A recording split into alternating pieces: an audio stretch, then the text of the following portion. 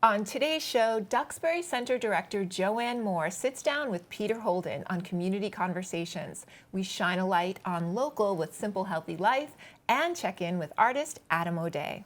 And if you're looking to learn or just have some fun, we'll also be talking about classes, programs, and upcoming things to do in Plymouth, Pembroke, Kingston, and Duxbury. We're glad you're here. Let's get started.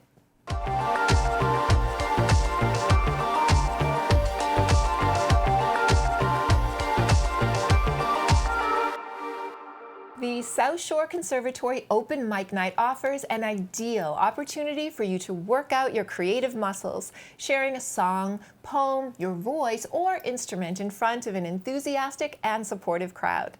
On Friday, February 27th, the South Shore Conservatory Open Mic will be at the Duxbury campus at the Ellison Center for the Arts from 7 to 9 p.m. Backline gear will be set up and available for performers to use, or you can bring a karaoke track on a mobile device. Want to step up to the mic and share your talents? Head to the Conservatory's website to sign up now, connect with others, and make new friends. Registration is open and free to any current SSC students who want to sign up. It's also free to come support as an enthusiastic audience member. Non-SSC students interested pay just a $10 cover charge. The Ellison Center for the Arts is located at 64 St. George Street in Duxbury. Currently showing at our gallery here at the local scene, Winter Stillness opened on January 16th, featuring 11 local artists, food, music by Dogtail Corners, and our Open Here podcast. I sat down with artist Adam O'Day. I'm with Adam O'Day. So, when did you realize you were an artist? Well, we did not have cable TV when I was a child, and so I loved Calvin and Hobbes and comic books. So I guess it was right then. I guess I was probably around her age. 7, 8. You're about to be 8, though. Yeah. Excellent. And can you describe the art that you submitted for the gallery?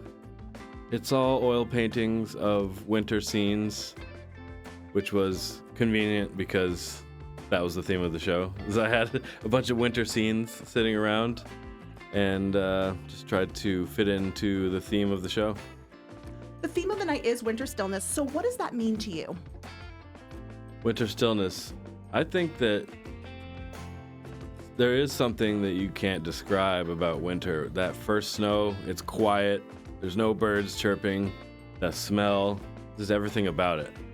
I love that. Yeah. Are you guys super proud of your dad? Yes. You like his artwork? What do you love about his artwork? I color contrast and all the different colors. Are you an aspiring artist too? Do you consider yourself an artist? Yes. I love that. Emerald, what about you? What do you like about your dad's art? I also love the colors and all the designs and everything. Wonderful. Well, thank you so much for being here. It was great talking to you guys. It's great to meet you.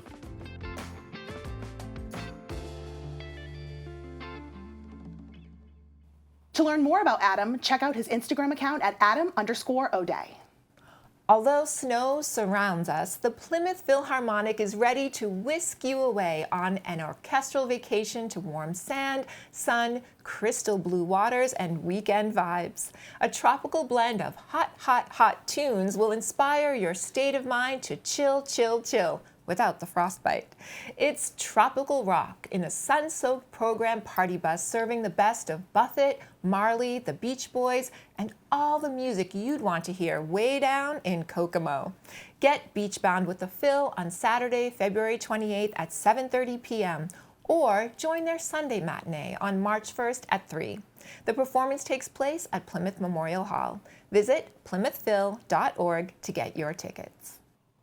Adventure is always best when shared, and if hiking is your thing, finding the right person to share adventures on the trails is essential. You want someone who is at your fitness level and shares your hiking goals. Enter Wildlands Trust First Trail Mixer, a hike speed meeting event geared towards new and experienced hikers age 18 and up who are interested in connecting with a hiking match. Before you hit the trails again, make new hiking friends on Saturday, February 21st from 9 a.m. to 10:30 a.m. Wildlands Trust staff will be facilitating 5-minute interactions between hikers that will include questions, icebreakers, and games to get to the heart of your hiking compatibility. The trail mixer promises to be a supportive, safe space, and there'll be coffee and tea served. Wildlands Trust will connect you with any mutual hiker match if found after the event. Grab your walking stick and head to the Trail Mixer Hiker Speed Meeting on the Wildlands Trust website to reserve your spot. Tickets are only $2 if you're a member and $5 if you are not.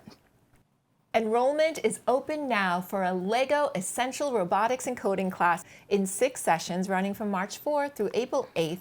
Blockheads aged 6 to 9 years old will form builder teams and construct dynamic models that come to life, spinning, twisting, tilting, and turning using motors and sensors.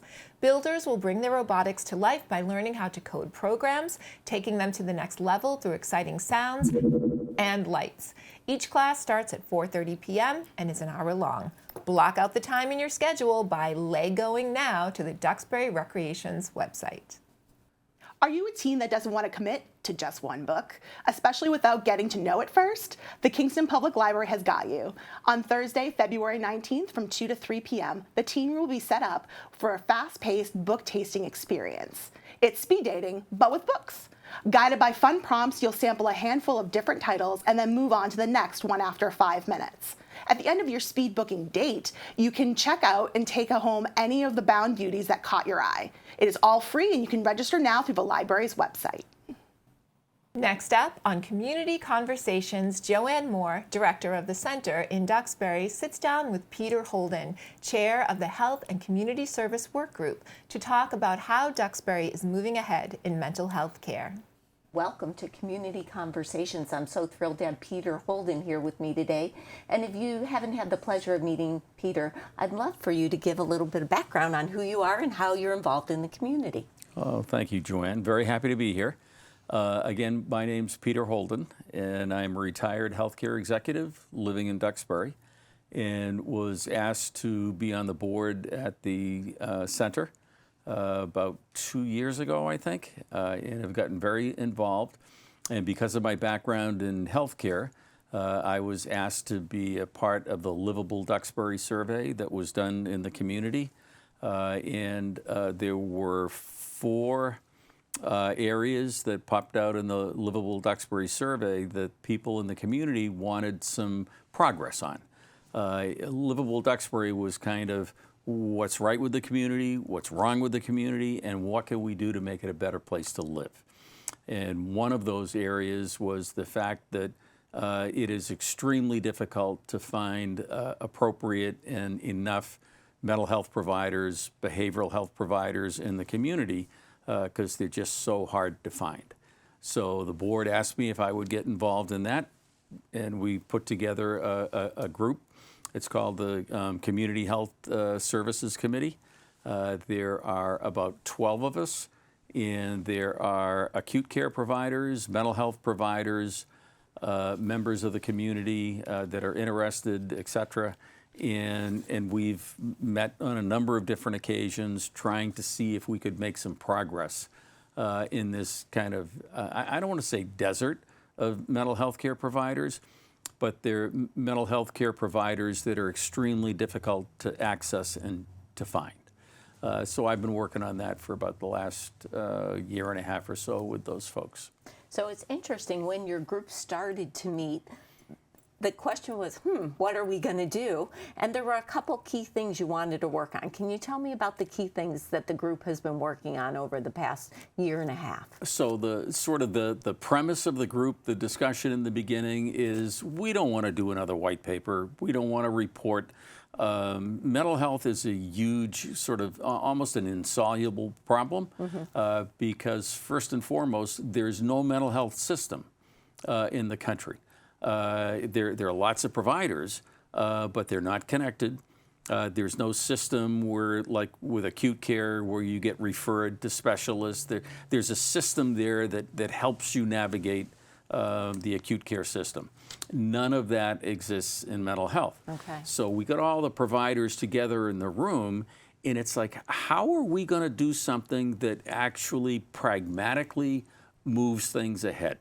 And I don't mind telling you, I worked in acute care, for decades, and I tried, frequently. I tried a lot to try and move the ball ahead in mental health. And here I am, you know, now I no longer have a hospital behind me or the colleagues that I used to work with, and it's like, how in God's name are we going to move this ahead in Duxbury? So we said, let's take a look at the things where we think we can pragmatically move things ahead. And we came up with, we had first responders from fire, police, and the ambulatory community.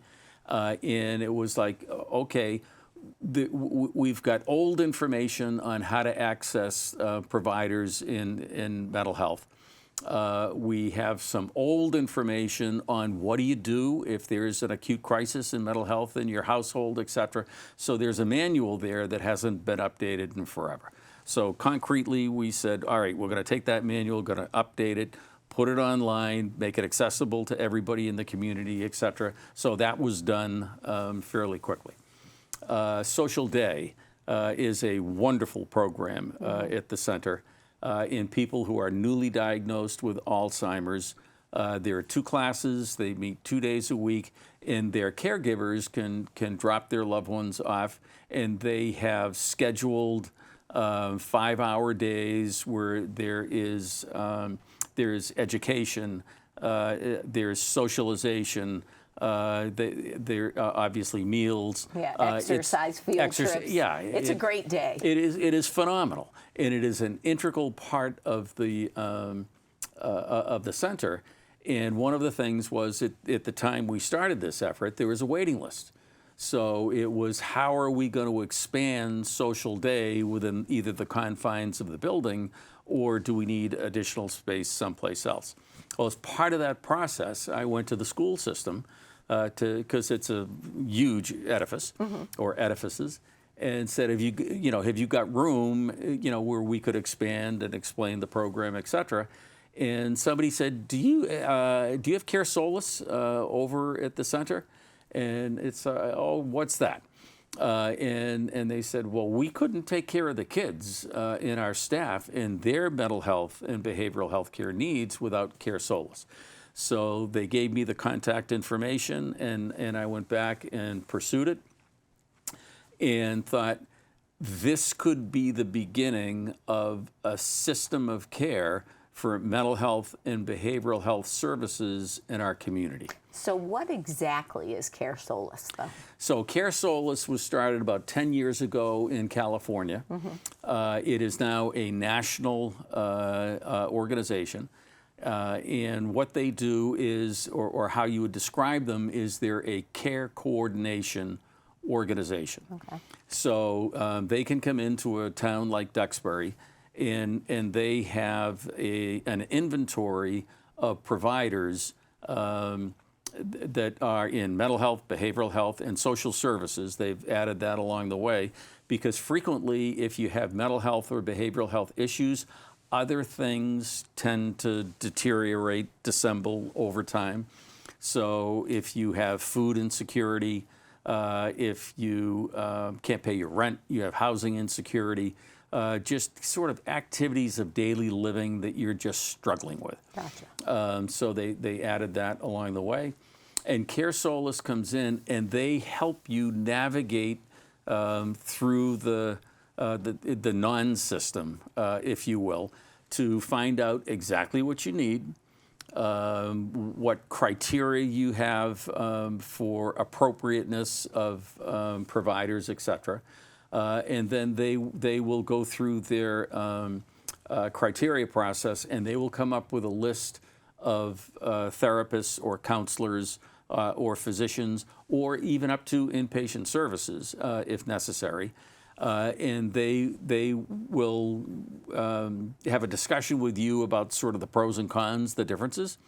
And then you pick the provider or the service that you want, and then either you or they will contact them, make an appointment, and then what's nice, that doesn't happen on your own. Right. And then they will follow up afterwards, make sure you had the appointment, ask you whether or not you're satisfied with what happened. If you're satisfied, great, continue on. If you're not, they will continue to source other providers' services until you match with something that you're comfortable and you want to continue with. They will periodically check in to make sure that it continues and that you, or if you want to go in a different route, they will go through the same thing again, and they will help you find the provider, the services that you're happy with and that meet your needs. I thought one thing at one of your presentations, you said it usually takes someone 60 to 80 calls before you get a provider. All I can say is if I was having a challenge, I might make 3 calls. So do I always have to make the calls, or will they make the calls for me? Tell me the different models, like, of me connecting with that kind of a service. So there's 2 different models, and I'll get to that in a second. But you and I have experience in healthcare. Right. So we sort of at least have a comfort level of where to go, who to talk to, whatever. The majority of people in the town of Duxbury, the majority of people in the country, don't have that association with healthcare. And so they end up going through dating myself, go through the yellow pages. They go through social media. They go, right. And they're just they're cold calling these offices, and they don't know the specialties. They don't know the insurances they take. They don't know any of the criteria whatsoever, and people just hang up. No, we don't do that. No, we don't do that. No, and they say the average is 60 to 80 calls. Wow. So that was a big part of why Care Solus got started. And so to make it easy and to recognize that there's not one solution for everybody, they have 2 main sources of providing services. There's a group out there that is very self-reliant when it comes to technology, and they want to get online and they want to control everything. And so Care Solus has a self-navigator solution or pathway, if you will, and you can just get online, and you can go through and you can manage that process yourself. Okay. All right. The other one is called Care Companion, and it's a 1-800 number. And I, as a potential patient, or you and I as a loved one, a concerned caregiver, whatever, you can call and, for instance, say, oh, my mother lives with us, or she lives across, wherever, and she's different. She's slowing down. Their world seems to be shrinking a little bit. She's not eating the way she used to eat, etc. I'm concerned, but I don't know what to do. The other end of the phone call is a licensed mental health counselor, and they will walk you through a series of questions to drill down on exactly what's going on, what the circumstances are, and then you can either have your mother, talk to the individual, or you can talk on her behalf. And if you get to the point where they have a full picture of what's going on and what some of those limiting criteria are, then they will go and get a list of providers that meet your specifications, again, from geography, male, female, specialty. Virtual or in person? Telehealth or in person, and insurances. Not everybody takes all insurances. Gotcha. And they do it for Medicaid and Medicare as well. And then they will come up with a list of providers. They will talk to you or your mother, depending upon your circumstances, because it's about you and the patient. It's not about Care Solus. So it's going to be, what can we do to help make this happen? So let me ask you a question. This is a new product or opportunity that residents of Duxbury have. Is it for everybody? Tell me a little bit about how the town got this process started, who's eligible to call, and Yep. It's really important so that everyone has that information. So as I say, I got introduced to this through the school system. Yes. And so the superintendent of the school system met with her and her executive team, and they described how it works in the school. They are entering their 3rd year of services through Care Solus. Mm-hmm. The phrase, "we couldn't take care of the kids' emotional needs if we didn't have this," was probably mentioned 5 or 10 times in the discussion. And so Care Solace has a contract with the school system where everybody that works in the school system and all their families, and everybody that is a student in the school system and their families have access to Care Solace.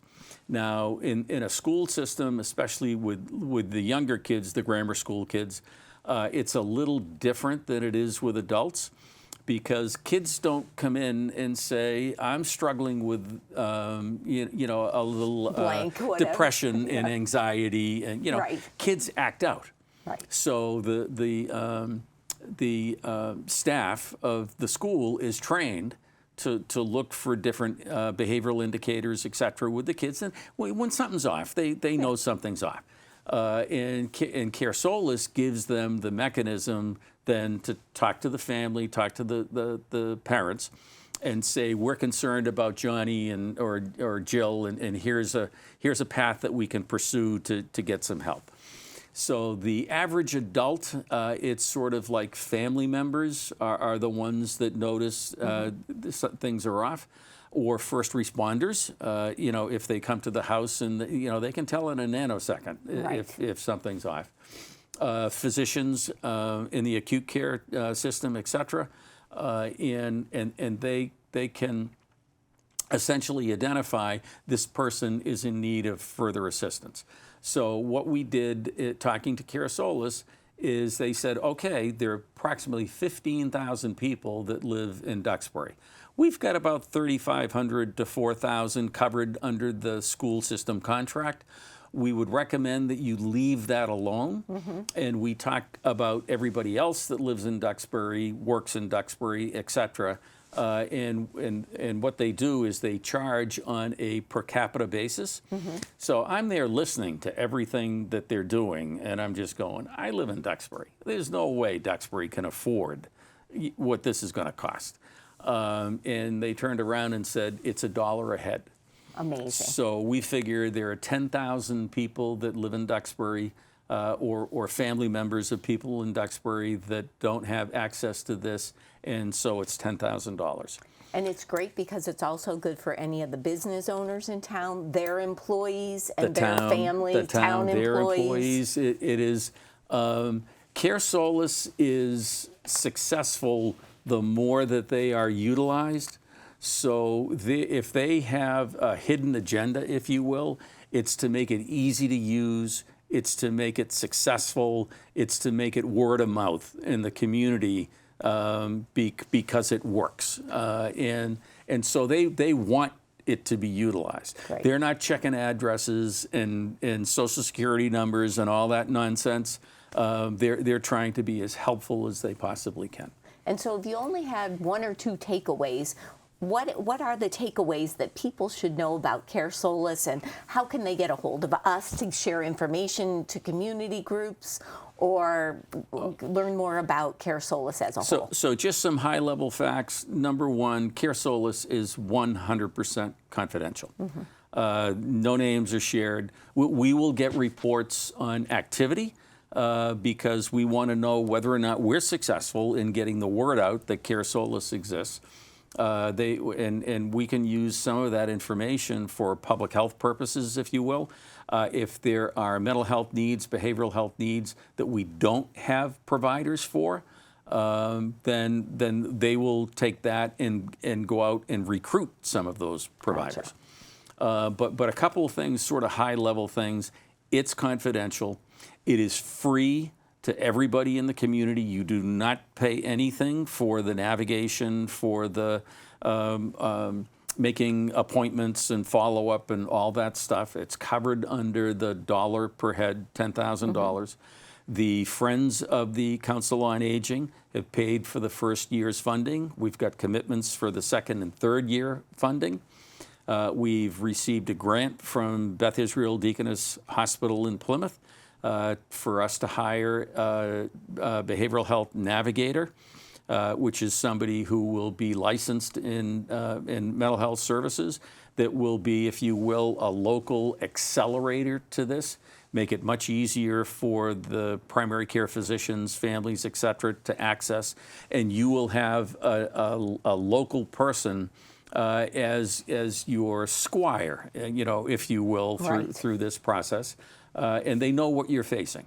In the acute care world, we did that with if you had a complex disease or something that was a difficult challenge, like cancer, cardiology, or something like that. We would have nurse navigators in those programs, because you get the diagnosis for cancer. I don't care what the doctor said, you stop listening at the C word. And the navigator comes in, and it's like, we're going to be joined at the hip through this. I'm going to get you through it every step of the way. Don't worry about it. And they're the one that you develop that comfort level with, that bond. And so we're going to have the same thing as far as the navigator is concerned. So if people want to learn more, where do they go? So Care Solace is there on the town website, because this is a town service. This is not the elderly, this is not the young, this is a town-wide service. So it's on the town website. It is on the center's website. It's on the library website, the school website, it's police and fire. Everywhere. There is a QR code. We're doing presentations all over town. We're trying to get the literature all over town. All the written information is at the senior center in other places that we're leaving the information. There's also a 1-800 number that anybody can call. It's live. We signed up with Care Solace, I think mid-October? I think it was the end of October, beginning of November, and we've already had about 175 residents that have called up and are happily getting treatment. I'm so thrilled that people have made that call. We have not. I have not heard, and again, I've been doing presentations. If I see two people together in town, I talk to them about Care Solace. I have not heard one complaint or one issue, if you will, relative to Care Solace. The relationship, the interactions have been superb. But the number is, if you have a chance to write it down, it's 888-515-7881. Thank you, Peter. That's 888-515-7881. Perfect. And that you can get you can literally talk to a care companion in about a minute and a half if you actually call that number. Well, thank you for coming on today and sharing this wonderful information about Care Solace. We're hoping that anyone who needs the help calls. Well, I hope so. My hidden agenda is that this works in Duxbury. I've already gotten calls from other towns in the area about expanding this. I want to get the hospital more heavily involved, then go to South Shore Hospital, and I think we can develop a regional system of mental health services that will make it so much easier to access and get the care that you need. Mental health has been almost ignored in this country, shamefully, for decades. Well, thank you for being a champion and making this happen. We couldn't do it without you. Thank you, and without the center. Thank you. Drop by the meeting room of the Pembroke Public Library on Friday, February 20th for some wholesome family-friendly fun. The library will transform into a 9-hole indoor mini golf course. Mini golf is a fun way to bring everyone together and have a whole lot of fun. Drop in and play around anytime from 12:30 to 3:30. No registration is needed. This event is amazing for people of all ages, but the library asks that kids aged 7 or under be accompanied by someone 13 years or older. Joel McCall, award-winning educator and founder of the Hidden History of Black Boston Tours, will lead an interactive presentation that traces over 400 years of Boston's African-American history on Tuesday, February 17th at 6 p.m. Tracing Black Boston from colonial-era Long Wharf and Faneuil Hall to Beacon Hill, the South End, and Roxbury, the Hidden History of Black Boston will travel through key neighborhoods, discussing themes of civil rights, faith, activism, and economic life, drawing connections between the past and challenges faced today. The presentation will take place in the Phalo Meeting Room at the Plymouth Public Library. To register, visit the library's website. Part of our mission as a media center is to welcome members of the community into our studios to record their own show or podcast about subjects that matter to them. The resulting content reflects the diversity of thought and opinion in our neighbors and neighborhoods, but not necessarily the views of the local scene staff, board, or director. We are a platform for free speech. Each week, we'll shine a light on one of our community shows with a short clip to give you a hint of the content available on our community television and YouTube channel. Enjoy this clip from Simple Healthy Life. Life can only be understood backwards, but must be lived forwards. Mm-hmm. What do you think about that? Yeah, totally agree. I mean, there's a reason why we have that, that other saying, right? Hindsight is 20/20, because as we look back, we everything seems to make perfect sense, right? How many times do people lose a job and then they are reflecting upon that and say, well, it was really a blessing in disguise, right? So we kind of like intuitively understand that. And just before this, we were talking about how so many people are kind of too busy trying to make sense of life, right, in the moment. And the classic example that I think is just funny and so relatable is, the spouse doesn't take out the trash, or maybe we don't take out the trash, or we don't do some sort of chore or something totally inconsequential. Yet we kind of then try to make meaning from that. Well, they didn't take out the trash because, they're just trying to, get back at me for what I did last week or whatever, right? And we spend so much time in that moment trying to make sense of, why did this person say that thing to me? How often do we think back and we review the play of the day, or like what the conversations were like, and we kind of think, what did they mean by that, right? And I don't think it's a healthy thing to do. I don't think it's a healthy thing to do to kind of look back in a short-term kind of way, like the day or the now, and try to make sense of everything, because it's impossibly complex. And so I think as people reflect over the past years or months or however long in the past, I think things seem a little bit more clear, and you can kind of see the path that you were on at the time. But it is helpful for one to kind of stay present and disregard some of the brain's tendency to be more narrative focused. If you like what you saw, find more of Simple Healthy Life on Xfinity Channel 6 or Verizon 43, or visit our community producers YouTube channel at Community on the Local Scene. Marie Curie asserted, "Nothing in life is to be feared, it is only to be understood.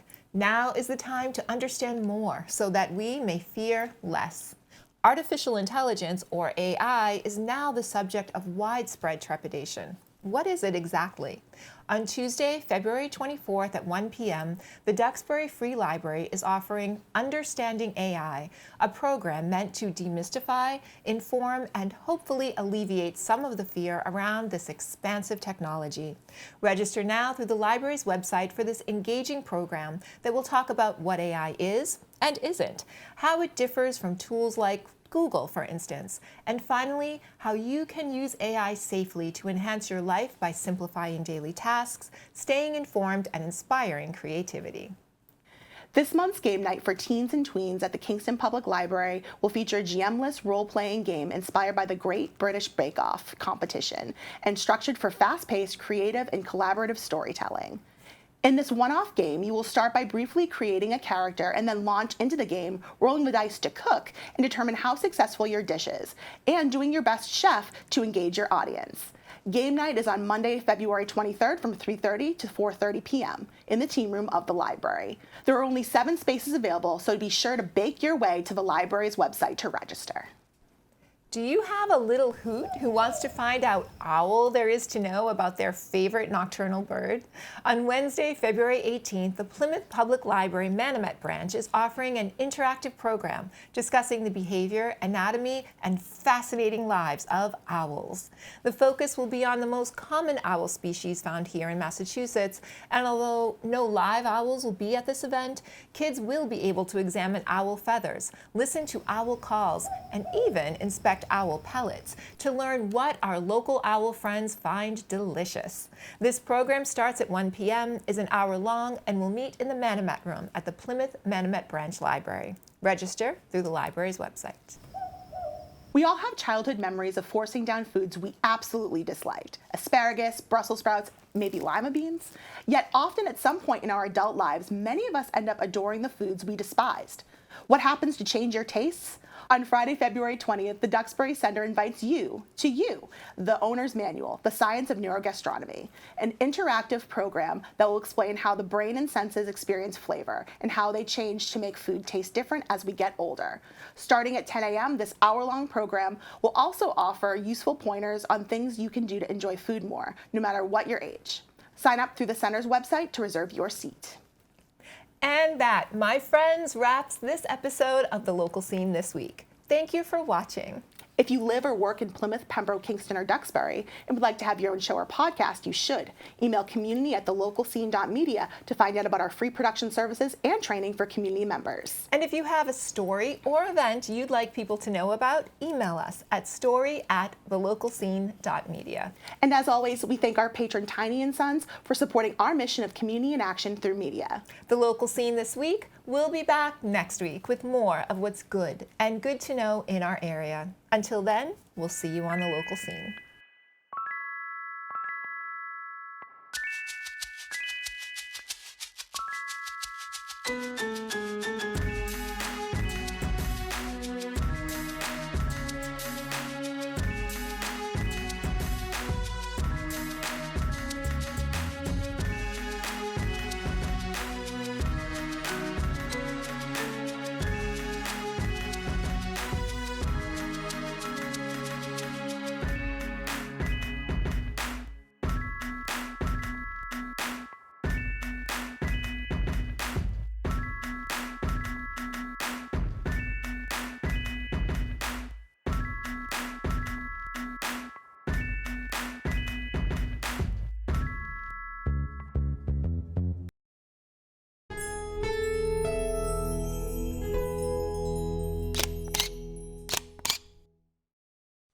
Hello, friend.